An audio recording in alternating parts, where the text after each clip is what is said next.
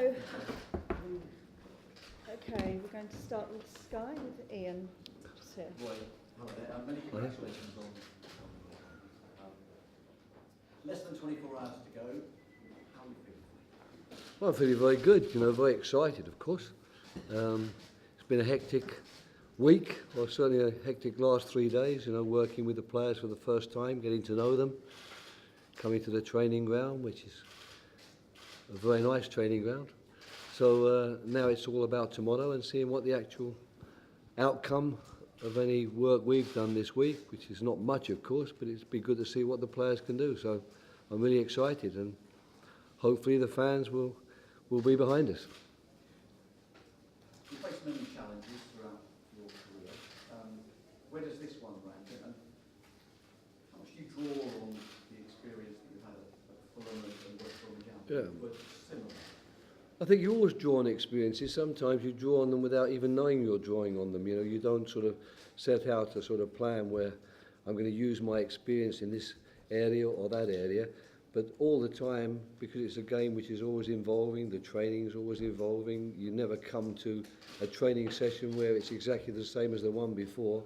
I think that's where your experience sort of kicks in. So I am hoping my experience will help. And as far as where does it sit in the order, if you like, of challenges I faced, that's a very difficult question to answer. I think both Fulham and West Brom, at Fulham I had 18 games and West Brom I had 12 games. This is really quite different. It's a 34-game season. We've had a bad start. We've handicapped ourselves by not taking any points in the first 4 games, but there's still 34 games to go. So I've said to the players already, and I haven't given many team talks or talks as such, but the one point I did make to them when I met them was our focus really is on May. It's not on the end of September, because leagues aren't won at the end of September and teams aren't relegated at the end of September. You've said that you want to see character and desire and people with passion and enthusiasm. Do you sense that a little bit of that has been lacking? I can't say that. I mean, basically, thanks for reminding me of all the cliches that we managers string out every day. Who doesn't want to see character? Who doesn't want to see discipline? Who doesn't want to see that? I think it's a question really of, when you're working with the players, making certain that those qualities and characteristics you're looking for are encouraged, and that you do your very best to make certain that they're there and they're ready to be taken further onto the field when Saturday comes around. So I've had a year watching press conferences and listening to people talking. I'm going to try very hard not to always say exactly the same thing as everyone else, or to say things which are really obvious to everybody. But I don't see any signs at the moment that any character or enthusiasm or desire is missing. But the games will tell. What can we expect from you in terms of style of play? Lots been made of how Palace have been playing under Frank de Boer so far this season. What can we expect from you? What can Palace expect from your team? Well, all styles of play have got to be dependent upon the players who are there to play the game, and it's very difficult to impose a style if you don't have the players who are comfortable with that style. That's pretty obvious to everybody as well. I've seen quite a lot of Crystal Palace over the last 5 years, in particular during my 4 years working with England, and I've seen them progress. I've seen many of the players who are still here improve during that period of time, and I think I've got a clear idea what they're good at and what they can do. So our style needs to be one that helps us win football matches. You mentioned the fact that you were with England. This is your first job since departing from the England job. Did losing to Iceland ever make you question yourself as a coach? No. Matches do get lost when you're a football coach, especially in tournament football, where when the match is lost, the tournament is over for you. I really enjoyed my time with England. It was a huge honour to have the chance to work with England for 4 years. I have very good memories, really, of those times and the people I work with and the players I work with. But unfortunately, or fortunately, that's a silly word to use, it's over. That time is gone. That was a chapter in my life, and that chapter is now finished, and I'm really focused on the next one. And as far as I'm concerned, it's Crystal Palace, Crystal Palace, Crystal Palace. It's everyone at the club, hierarchy and players, chairman and owners. And most importantly, perhaps of all, for all of us, it's the fans, because this is a very strong fan base. You know, we get the feeling that we represent South London, that we're a big team in the region, and we mean a lot to people who are either born in this area or who live in this area. So that for me at the moment is all that really matters to me, and I'm happy to be given the chance to work with that team, and I'm hopeful and enthusiastic about what we're going to achieve. Do you feel that being a former England manager means that there is more scrutiny on you, perhaps a little bit more pressure on you? No, not particularly. I'm a Premier League manager. I'm a Premier League manager of a good Premiership team which has started the season poorly, and that's obviously why I'm here, because if the team had started well, I wouldn't be here. So I'm fully aware of that, and I expect the pressures that all Premiership managers work under, but I don't feel extra pressure because of anything that's happened in my past, be it England, be it Inter, be it Liverpool, be it the Swiss national team or any other team you care to name. Previous manager was sacked after 4 Premier League matches. How do you look at your first 4 Premier League matches? It starts with Southampton and it's then Manchester United, Manchester City away and Chelsea. Yeah, I think you've answered your own question there. That's a very difficult start. You know, we're playing 3 of the very top teams in the league. But I don't look at 4 matches, I'm looking at 34 matches. And I think I made that clear right at the start of our conversation that what happens to us will be decided in May. I don't even know the exact date at the moment, but that's when it will be decided. And everything we're going to be doing from now to then will be based on how can we get points during that period and making sure we get enough points to ensure that we stay in the league, because the club has a very clear goal and ambition, and that is to finish this season as a Premiership team. Roy, hello. Hello, Nick. How much do you gauge the Premier League has moved on since you were last directly involved with it? Yeah.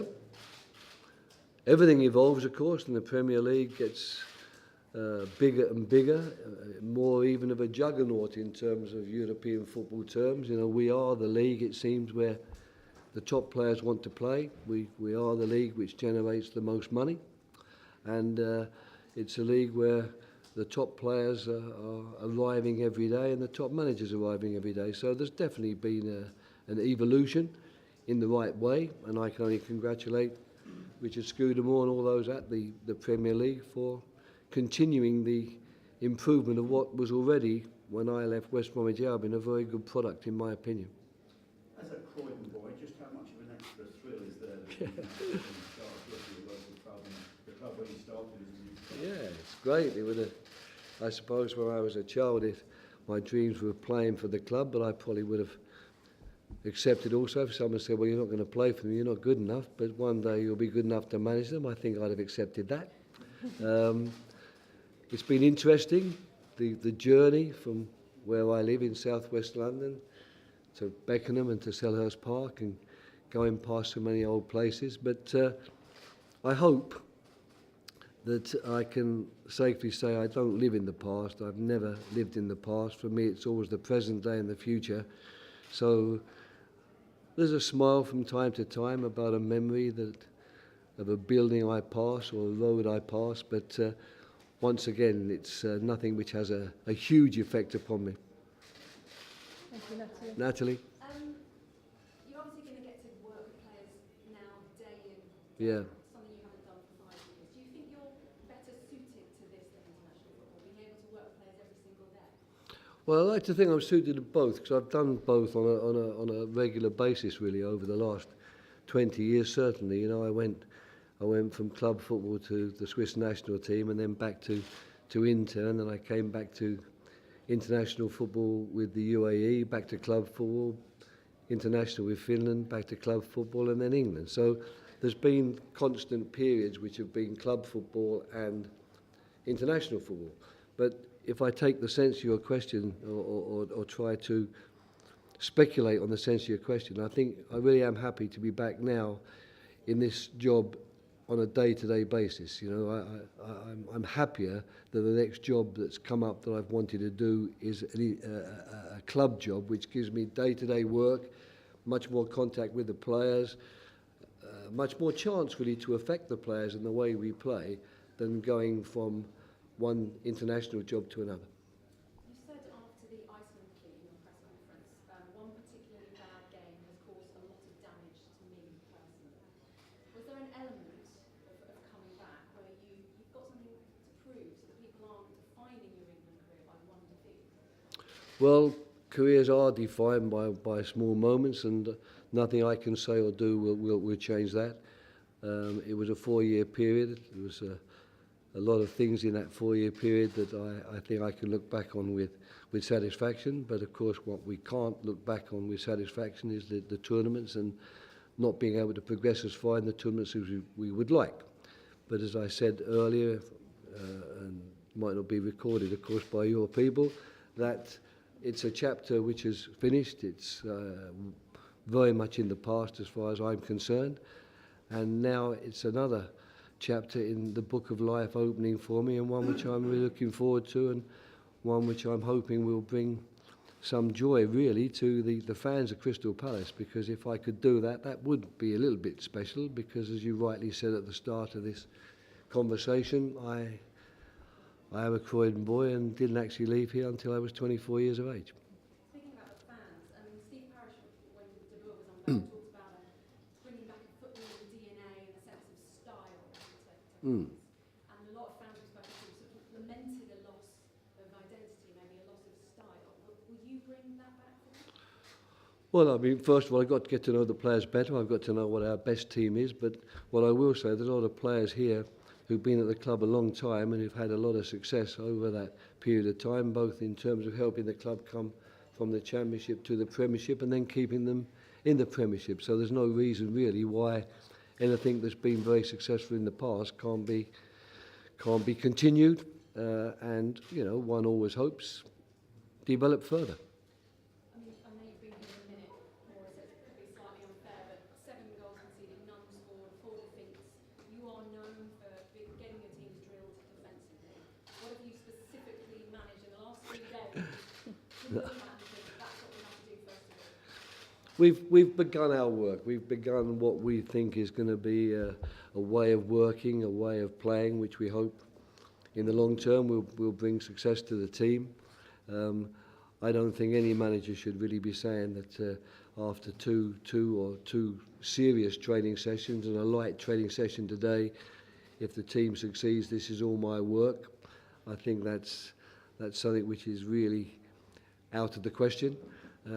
But I was heartened by what I saw on the television in the Burnley game last week. I saw a team which I thought dominated the game, defended well. So the least I can hope for is that we can reproduce that tomorrow. And there is an interesting period ahead for me, because day after day training, matches Saturday to Saturday, that's long weeks with the team.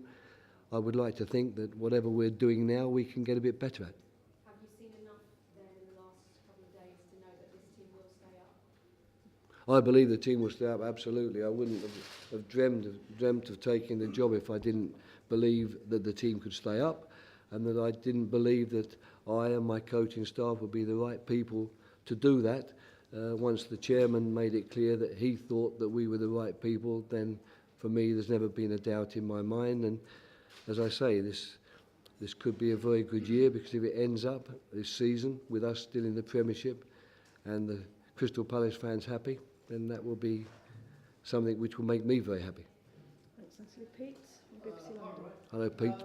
You spoke there about 34 games left in the season, but how important is the game against Southampton? Because with the fixtures coming up after that, there'll only be 30 games left. If you don't start getting results, almost No, I mean, I take that point, and it's obviously a very relevant observation. What one can do about it, other than prepare the team as best one can, to give the team as much confidence as you can give the team and as much belief as you can give them to go out and do the job. That's what a football manager can do, especially one that's only been there 2 or 3 days. But I certainly get the feeling that there's no doubt in the players' minds about the importance of this game. There's no doubt in their minds about how much it would be a good game to win. And it's really up to them now, these 11 who are selected, to show they're on the field of play. So, as far as tax is concerned, you won't try and change too much, because you said you were quite impressed with the way they played it. Yes. I mean, basically there are 1 or 2 players who are coming back from injury, who could turn out to be very, very important players for us in the future. Wilfried Zaha, of course, who's the obvious one, but he's a little bit further out. But there's also people like Tomkins, there's people like Papa Soiree, there's people like Mamadou, Sakho, all of whom haven't played for a while, but who knows, they could be very important players going forward too. But I have, I suppose, to some extent in this early period, stuck with what I've already seen and can analyse. And I've got a game on Tuesday, which will be useful because that might give me a chance to look at 1 or 2 other players. And then hopefully going forward after the Manchester games, before the Chelsea games, I'll be in a better position to answer your question, because I'm not in a great position to answer it at the moment after 2 training sessions. Thank you. Any other broadcast questions? Can I just check One more, out Ian. how things stand with your squad? Funny enough, I mentioned it there. Wilfried Zaha, as everyone knows, has got a bit more rehabilitation time after his injury. Mamadou Sakho is good, training every day, looking good in training, but obviously hasn't played for, I think it's when was it, April when he got injured? It was about 5 or 6 months. Hasn't actually played any competitive football, so we're working hard on his physical fitness. And with Papa Soiree, the same thing, an incredible comeback. Wonderful what he's been able to do in training.